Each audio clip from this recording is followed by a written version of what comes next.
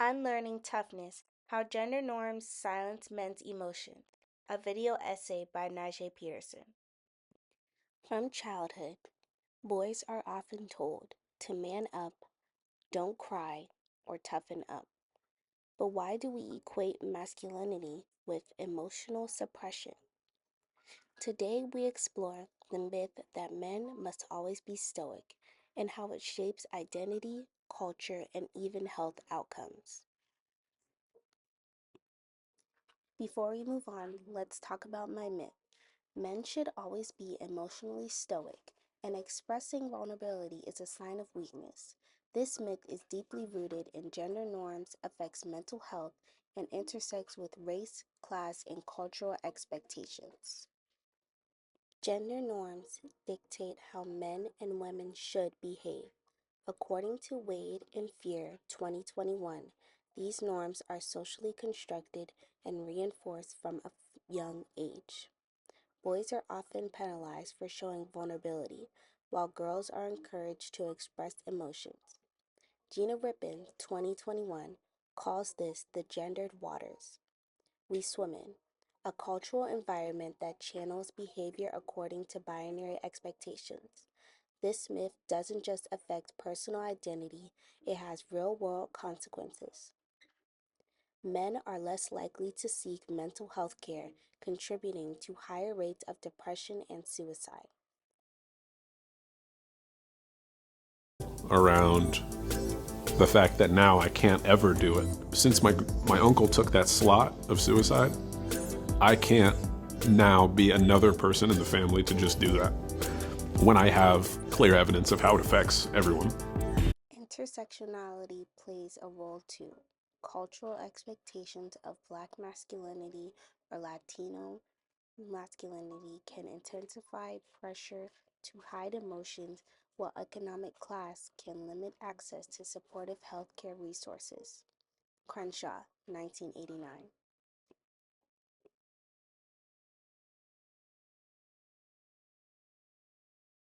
The idea that men must be stoic has roots in history, religion, culture for centuries. Masculinity was equated with strength, dominance, and emotional restraint. Media from the early 20th century film to contemporary advertising has reinforced these expectations. Julia Serrano, 2021, notes that these norms perpetuate a subconscious entitlement over emotion, labeling vulnerability as feminine and therefore undesirable in men.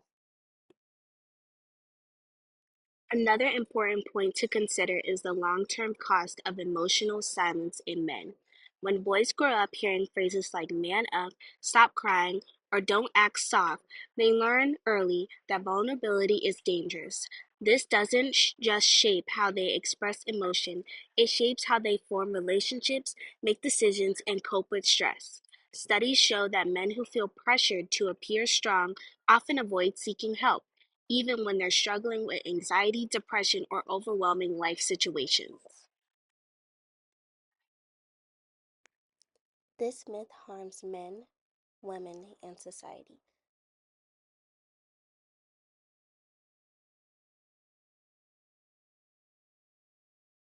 Men who suppress their emotions may struggle in relationships, work, and health.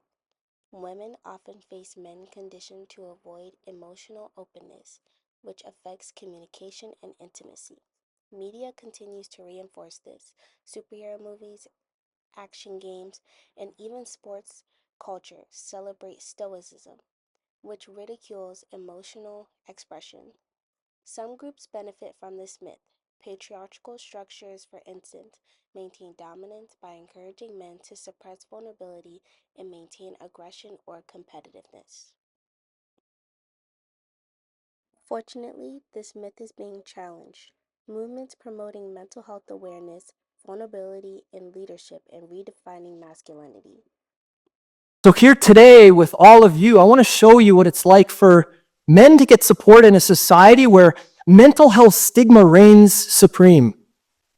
But it's going to require each of us to actually redefine what it means to be a man in today's world. Movements like redefining masculinity are gaining traction. Figures like bell hooks and Aude Lorde emphasize intersectional approaches, acknowledging that masculinity is experienced differently across race and class. By encouraging emotional literacy, therapy across, and diverse representation in media, we can dismantle the harmful expectation that men must always be stoic. Challenging this myth isn't just about helping men. It's about creating a society where emotional expression is valued for everyone. By questioning stereotypes, supporting mental health, and promoting diverse representations, we can reshape what masculinity means. So the next time you hear man up, ask yourself, why should vulnerability ever be a weakness?